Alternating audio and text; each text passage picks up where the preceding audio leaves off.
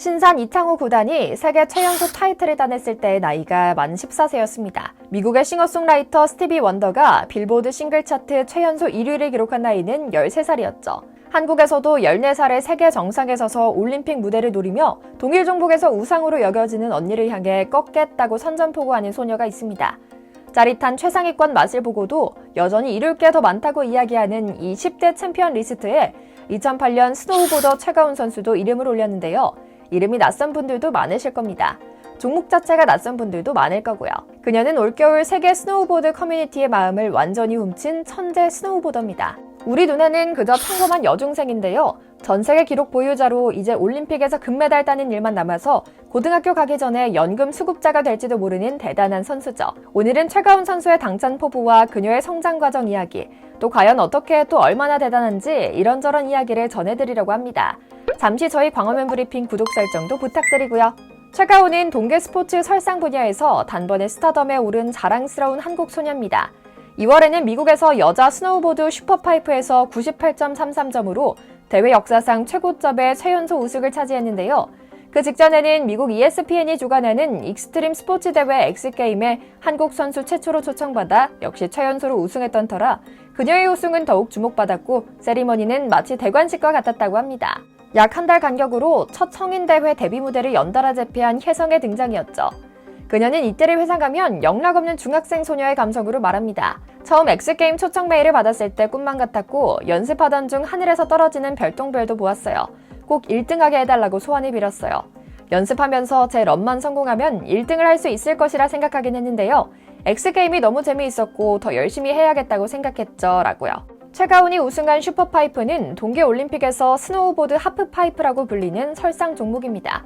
워낙 한국에서 걸출한 스타가 탄생한 적이 없기 때문에 많은 분들이 모르실 건데요. 저 또한 잘 몰라서 이번에 자세히 살펴보니 이게 만만치 않았습니다. 반으로 가른 원통 형태의 경사로를 지그재그로 활강하면서 양 모서리에서 날아올라 펼치는 묘기 점수로 순위를 가리는 경기인데요. 점프의 높이와 동작의 스케일, 회전 방향, 회전수, 발의 방향 전환, 손의 위치 등에 따라 난이도가 갈린다고 합니다. 듀투어에서 최가운은 주발의 반대 방향으로 튀어 등 쪽으로 900도를 돌고 이어서 1080도를 도는 등 다른 선수들과는 아예 격이 다른 기술로 탄석을 자아냈고요. 그녀가 내려오는 모습을 보던 해설자들은 순간 입을 떡 하고 벌린 채 아무 말도 못하며 여신의 탄생을 직감했다고 하죠. 더욱 놀라운 점은 그녀가 스노우보드를 처음 접한 것이 불과 8년 전이었다는 겁니다. 스토리도 참 귀여운데요. 어느 겨울날 가족과 함께 스키장을 찾았는데 부모님이 9살 언니와 8살 오빠에게만 스노우보드를 사주고 자신에게는 스키를 줬다는 겁니다. 7살의 최가운은 나도 보드를 타고 싶다라고 격렬하게 항의했다고 하고요. 다음날 기어이 제 키보다도 큰 5만원짜리 스노우보드를 얻어낸 그녀는 스피드가 너무 재밌었다고 회상하는데요. 그녀는 언니만 리프트권이 있어서 저는 슬로프를 걸어서 올라갔어요. 한겨울에 땀이 날 정도였죠. 근데 보드를 타는 게 너무 재밌어서 슬로프를 걸어 올라가는 것도 힘들지 않았던 기억이 있어요 라고 말했죠. 정말 무언가와 특별히 연이 있긴 한 것 같은데요. 즐기는 자를 이기는 것은 불가능에 가깝다는 말이 있죠.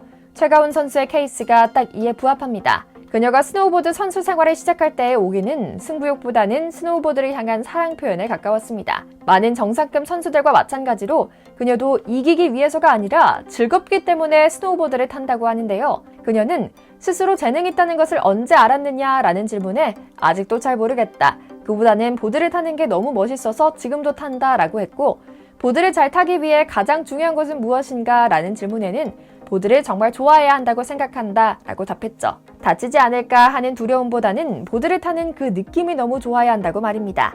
최가운 선수가 공공연하게 밝혀온 롤모델은 한국계 레전드 클로이 킴입니다. 하프파이프를 시작하면서 유튜브 영상으로 처음 만났고 세계 투어에서 직접 조우하기도 한 우상의 행적을 그녀는 앞서거니 뒤서거니 쫓고 있는데요. 최가운이 경신한 엑스게임 최연소 챔피언 기록의 종전주인 역시 2014년의 클로이 킴이었죠. 최가운은 올해는 언니가 부상으로 출전하지 못해 제가 운이 좋았던 것 같아요. 막상 대회에서 만나면 언니가 너무 커 보일 것 같아요 라고 겸손하게 말하지만 머지않은 일이죠. 다음 시즌부터는 국제스키연맹 월드컵에 출전할 수 있거든요. 또 2026년 동계올림픽으로 가는 첫걸음이기도 하고요. 그녀는 계절이 바뀔 때마다 미국, 뉴질랜드, 스위스를 돌면서 하루 4시간에서 6시간씩 보드를 타고 있습니다. 쉬는 시간에는 영어 공부를 하고 넷플릭스로 한국 드라마를 몰아보는 일반적인 중딩의 모습도 그대로 유지하고 있죠. 그런데 오는 2026년 이태리 밀라노 코르티나 단페초에서 열릴 동계올림픽에서 벌써부터 최소한 메달을 딸 것이라는 예언을 가득 받으며 극찬받고 있는 것은 놀랍게도 한국에서만 나오는 설레발이 아니었습니다. 전 세계 스노우보드 전문가들은 그녀의 이번 대회 경기를 보며 입을 딱 벌릴 수밖에 없었다고 합니다. 그녀가 어린 시절부터 대회에 꾸준히 출전하고 있는 것은 알았지만 자신들이 거의 여신처럼 모시고 있는 클로이 김은 세운 대기록을 깰 줄은 몰랐던 건데요. 차가운은 얼마 전 미국에서 열린 엑스게임과 듀튜어 대회 스노우보드 슈퍼파이프에서 우승하고 금이 환영한 인천공항에서 기자들과 만난 자리에서 애써 침착하려고 노력하지만 흥분되는 마음을 감추지 못하는 소녀의 모습으로 말합니다. 떨지 않는 것을 많이 배울 수 있는 대회였다. 클로이 언니의 기록을 깼다는 것에 대한 부담은 있지만 언니의 부담은 결국 너 스스로 넘어서야 해. 너 참 잘 타더라 라는 연락을 받으며 힘을 낼 수 있었다라고요. 더욱 놀라운 것은 그동안 아는 사람만 알았던 종목과 선수 이름이 알려지기가 무섭게 당장에라도 올림픽에서 최초로 메달을 딸 수 있는 수준이 된 종목과 선수였다는 점입니다. 동계올림픽에서는 대체로 빙상 종목과 일부 썰매 종목을 제외하고는 메달권 종목이 많지 않은 것도 사실이었습니다. 그러나 이제는 엘리트 체육인으로 키우기 위해 억지로 만들어낸 선수가 아닌 할 거 다 하면서 멋진 아이비리그 대학인 프린스턴에서 수학하는 클로이 김처럼 탄탄한 생활체육으로 다져진 우리 선수가 탄생한 겁니다. 스키협회에서 도와준 것 하나 없이 말입니다. 그리고 이 점이 우리 한국 팬들의 가슴을 뛰게 만든 것이었고요. 그런데 이쯤 되면 방방 뜨는 마음으로 스스로의 취할 만도 한데 최 선수는 특유의 침착함과 겸손함을 유지하며 몸과 마음 건강한 모습을 보여줍니다.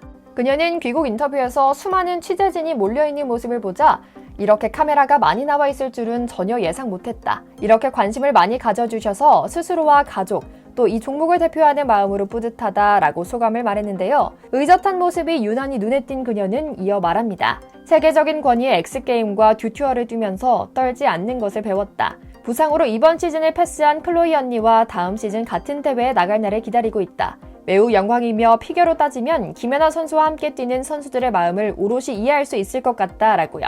그녀는 특별한 각오도 남깁니다. 이번 대회에서 최연소 우승 기록을 세울 수 있어 기쁘다. 2005년 창설된 듀튜어 사상 종목 최고 점수 기록을 세웠다는 사실은 아직도 믿기지 않는다. 앞으로의 대회를 차근히 준비해 26년 올림픽 무대에서 다시 한번 세상을 깜짝 놀라게 해주고 싶다라고요. 요즘 들어 부쩍 국가대표가 단순히 실력만 좋아선 안 된다는 생각을 많이 합니다. 태극마크의 무게를 잘 알고 국민의 성원이 단순히 자신을 향한 인기가 아니라는 것을 알아야 합니다. 감히 국가대표직과 연금을 가벼이 여기고 공산국가로 넘어간 빅토르 아니나 린 샤오진처럼 행동해서도 안 되는 것이고 김민재 선수처럼 조금 힘들다고 경거망동해서도 안 되는 겁니다. 부디 가운 선수는 앞으로도 몸 건강, 마음 건강 잘 챙기면서 지금처럼 멋진 마음가짐 잘 가꾸어 2026년 올림픽 시상식에서 태극기가 한 번 더 휘날릴 수 있길 기원합니다. 오늘 준비한 영상 여기까지고요. 저희 광화문 브리핑 구독, 좋아요도 부탁드립니다. 시청해주셔서 감사합니다.